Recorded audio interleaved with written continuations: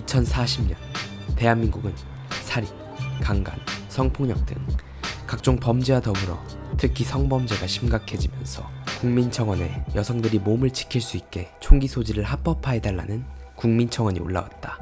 그러나 이 요구는 국민청원으로만 끝나지 않았고 여성들의 시위로까지 번졌다. 결국 한국은 총기 소지를 합법화시켰고 이제 만 20세 이상 여성들은 모두 총기를 구매할 수 있게 되었다. 하지만 이것은 불행의 시작이었다. 여자들이 총을 갖게 되면서부터 여성의 인권이 너무나 높아진 것이었다. 또한 성범죄보다 여성이 남성을 쏜 총기 관련 범죄가 더욱 많아지면서 여성들의 살인 범죄율이 올라갔고 남녀 간의 갈등은 더욱 악화되었다. 이에 남성들은 이건 성차별이라며 그렇다면 남자들도 총기 소지를 합법화해달라는 국민청원을 올렸다. 그리고 여성들과 마찬가지로 이 요구는 남성들의 시위로까지 번졌고 결국 2040년 6월 4일 정부는 20세 이상 남녀 모두에게 총기 소지를 합법화시킨다고 발표하였다. 하지만 이것은 정부의 큰 실수였고 그날 이후 한국은 더 이상 안전한 나라가 아니었다. 다음 날이 되자 총기 판매점에는 남자들이 줄을 섰고 총격전은 그날 밤부터 바로 시작되었다.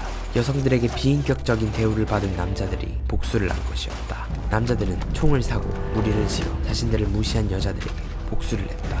그렇게 밤부터 무수히 많은 총격전이 발생하였고 정부는 경찰들에게 공포탄을 제거하고 바로 실탄을 사용하라고 명령을 내렸다. 그리고 다음 날이 되자 전국엔 사망자 1000여 명이 나오면서 남녀 갈등은 이제 인터넷뿐만 아니라 현실로도 나타나게 되었다.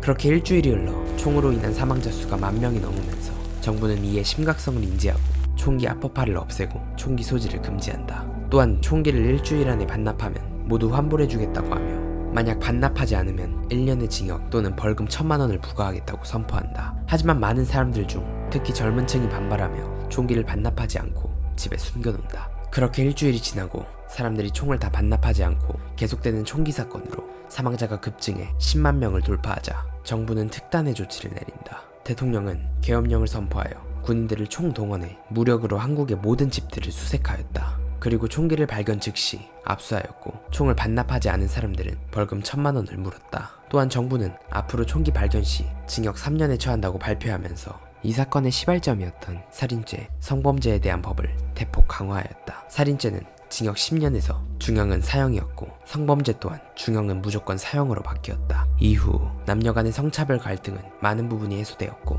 다시 한국은 총기로부터 안전한 나라가 되었지만 6.4 총기 합법화 사태로 사망자 14만 4,444명에 달하는 큰 사건이 역사에 남게 되면서 이 사건은 한국에서 숨기고 싶은 과거가 되었다.